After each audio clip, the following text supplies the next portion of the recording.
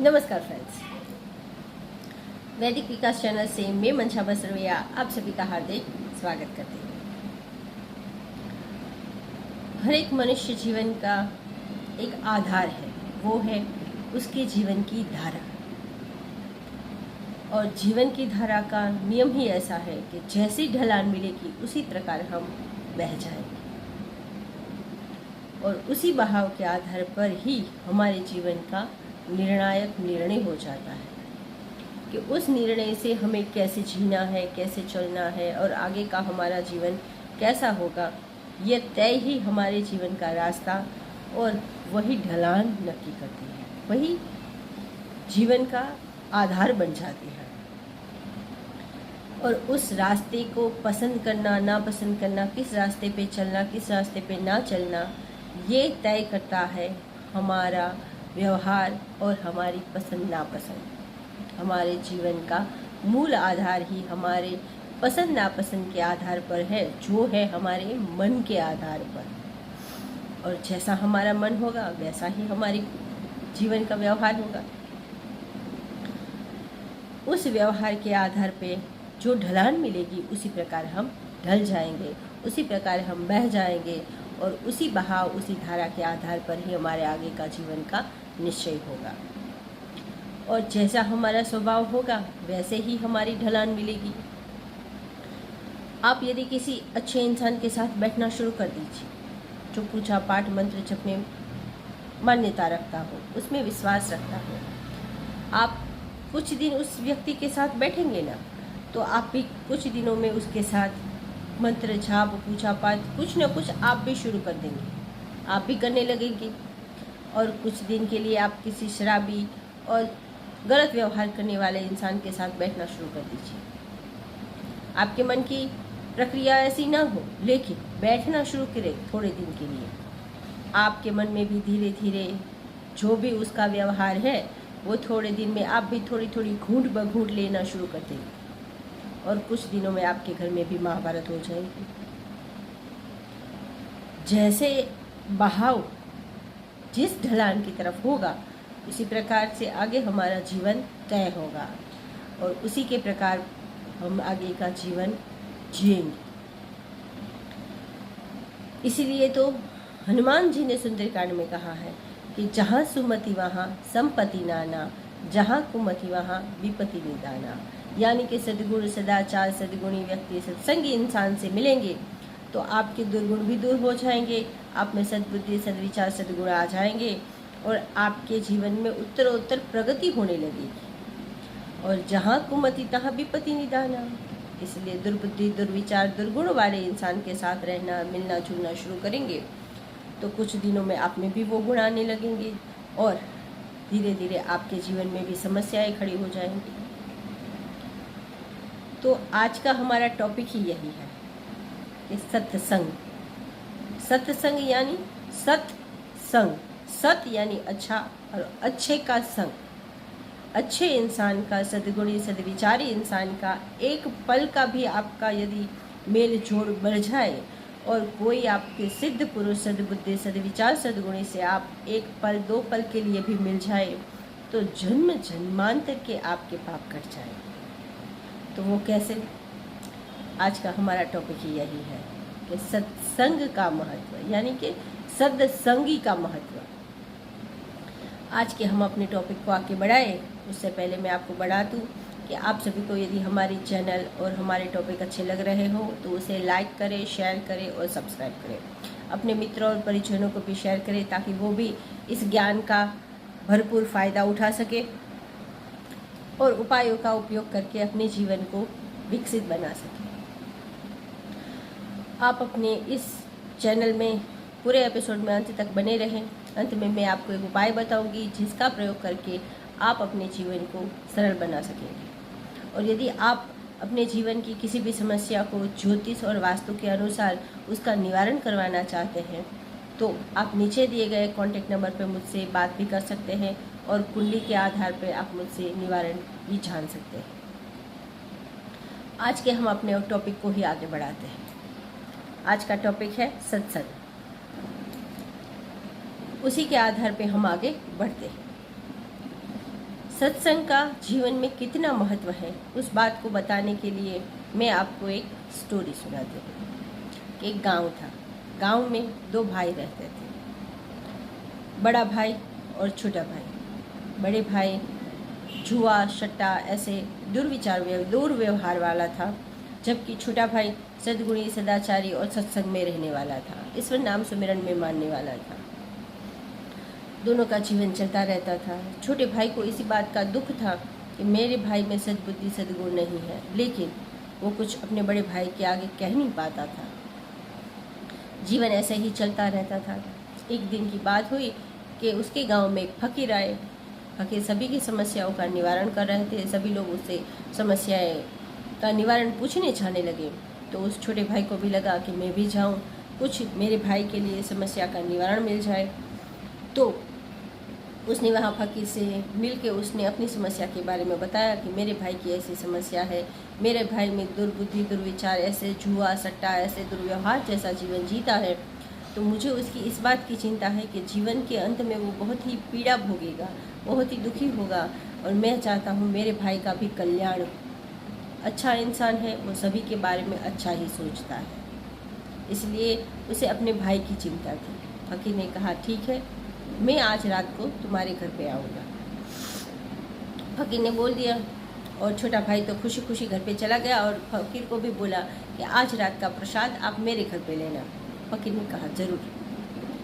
छोटा भाई घर पे आया और घर पे आके सभी को बताया कि आज हमारे घर पे शाम को फकीर आने वाले हैं, इसीलिए हम उसके स्वागत की तैयारियां करते हैं। स्वागत की तैयारियां होने लगी। जब बड़ा भाई घर पे आया तो उसने देखा कि ये सब क्या तैयारी होने लगी है, खाना बन रहा है और घर को सजा रहे हो, क्या बात है। तो छोटे भाई ने कहा कि आज हमारे घर पे फकीर है, वो प्रसाद देने आने वाले हैं। तो बड़े भाई गुस्से से तिल मिला गया और कहा ऐसे वैसे लोगों को, घूमते फिरते लोगों को घर पे बुला के आता है, सभी को भोजन के लिए बोल देता है, मुफ्त में सारी चीज़ें आती है क्या। छोटे भाई को भी डांट लगा दी और अंत में बोल दिया कि यदि तुम्हारे अपने फ़कीर को ना बोल देना, यदि वो आया तो तुम्हारी और तुम्हारे फ़कीर की दोनों की मैं टांगें तोड़ दूँगा। लेकिन छोटे भाई तो पता था कि भाई वो तुम्हारे कल्याण के लिए ही आने वाले हैं, लेकिन बता तो नहीं सकता था।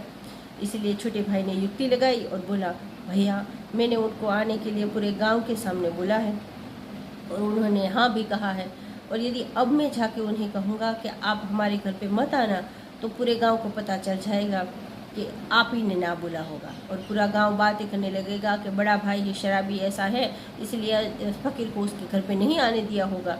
तो सब आपके बारे में बुरी बुरी बातें बोलेंगे। आप कहो तो मैं फ़कीर को ना बोल दूँ। तो फिर बड़े भाई ने सोचा ठीक है, बदनामी तो मेरी ही होगी। इसलिए उसने छोटे भाई को कहा कि ठीक है, कोई बात नहीं, उसे खाना खिला के भेज देना। चलो, फ़कीर को आने को तो हाँ बोल दी भैया ने। छोटा भाई तो अपने काम में व्यस्त हो गया। शाम हुई, फ़कीर जी आए और उसका स्वागत हुआ।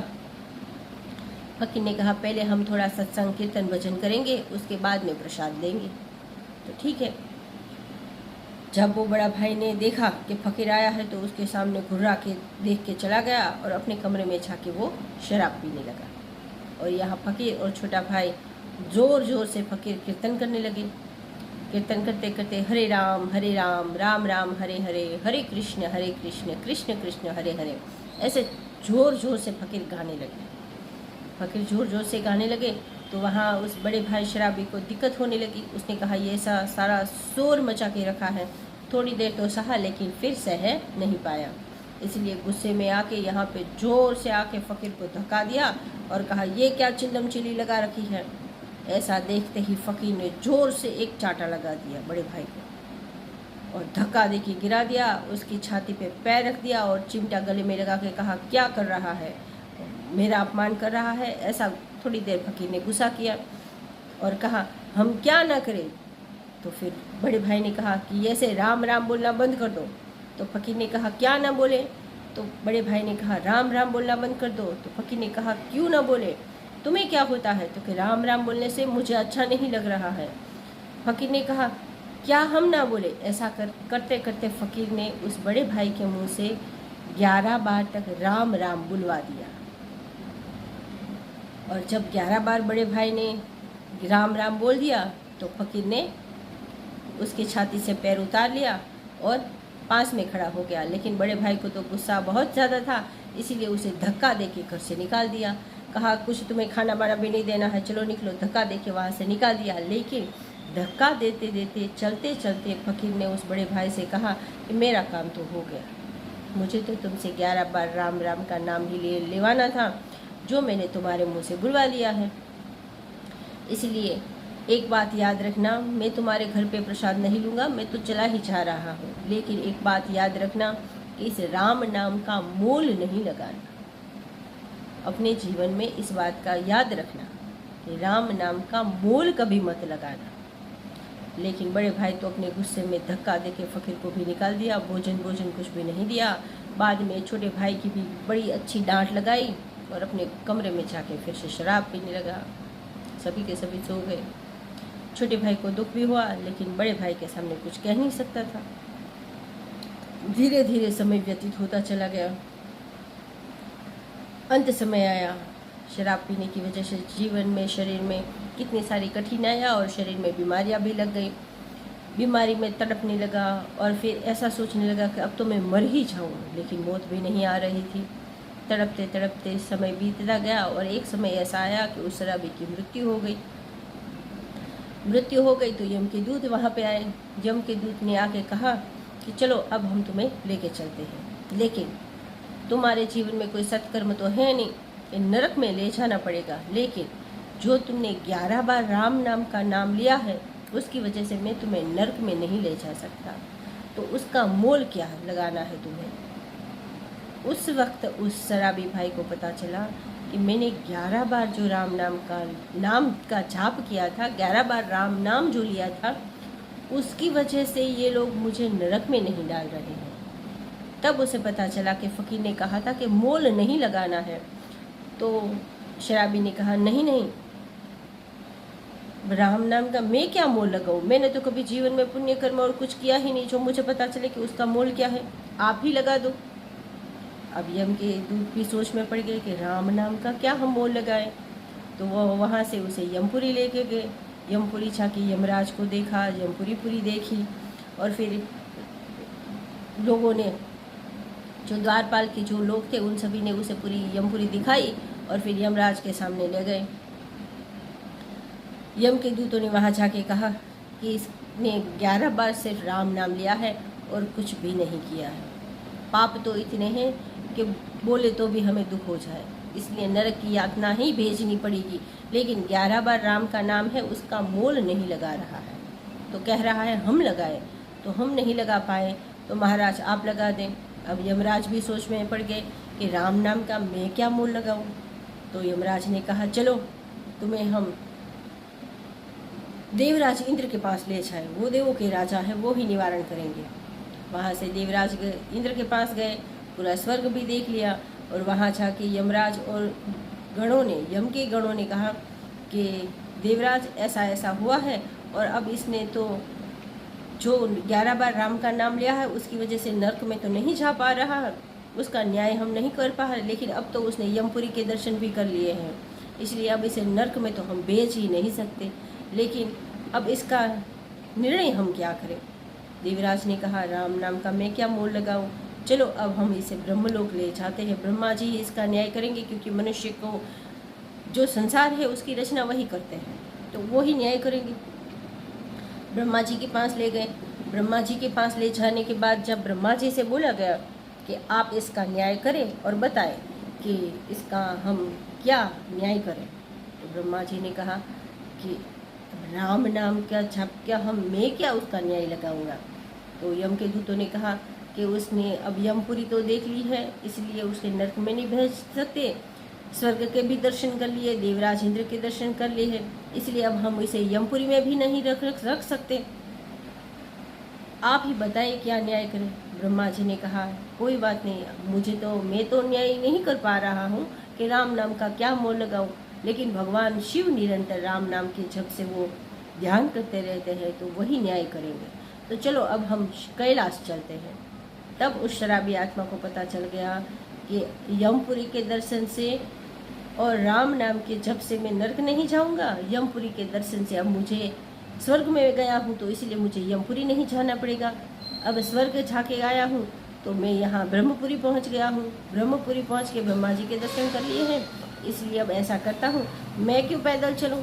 तो उसने कहा मैं आप न्याय का काम आप सभी का है, न्याय आप सब नहीं कर पा रहे हैं, तो मैं क्यों पैदल चलूँ, आप मेरे लिए एक पालकी मंगवा दीजिए, जब मेरा न्याय हो तो जो कुछ भी मुझे पीड़ा देनी हो, यातना देनी हो वो दे देना, सज़ा दे देना, लेकिन अभी मैं अपने पैरों से नहीं चलूँगा, मैं थक जाऊँगा, इसलिए मेरे लिए पालकी मंगवा दो। यमराज ने कहा ठीक बात है, यही सही, जब तुम्हारी हमें ज़रूरत है, तुम्हारा न्याय करवाना है, तो चलो हम तुम्हें पालकी में ही बिठा देते हैं। उसके लिए पालकी आई, सभी के सभी कैलाश गए। कैलाश जाके भगवान शिव को सारी बात बताई कि भगवान राम के नाम, इसने 11 बार राम का नाम लिया है, यमपुरी का दर्शन कर लिया है और स्वर्ग का इंद्रलोक का दर्शन कर लिया है, ब्रह्मलोक का दर्शन कर लिया है, इसलिए अब हम उसे नरक में भी नहीं भेज सकते, यमपुरी में भी नहीं रख सकते, स्वर्ग में तो जा ही नहीं सकता, वो ब्रह्मलोक के दर्शन कर चुका है, इसलिए अब आप ही इसका न्याय करिए। इसलिए उस शराबी को ये भी पता चल गया कि अब मुझे स्वर्ग में जाके फिर से मनुष्य होने की भी ज़रूरत नहीं पड़ेगी, क्योंकि स्वर्ग में जाने के बाद, पुण्य नष्ट होने के बाद मनुष्य भी बनना पड़ता है, लेकिन अब मुझे स्वर्ग में भी जाने की आवश्यकता नहीं है, इसलिए दूसरी बार मनुष्य जन्म लेने की भी आवश्यकता अब नहीं पड़ेगी। फिर वहाँ भगवान शिव को बोला, भगवान शिव ने कहा कि चलो राम का नाम तो मैं लेता हूँ, लेकिन मुझे नहीं पता है कि उसका मोल क्या है, तो अब हम भगवान स्वयं राम से ही पूछ लेते हैं कि भगवान आपके नाम का क्या महत्व है। सभी के सभी अयोध्या चले भगवान राम के पास।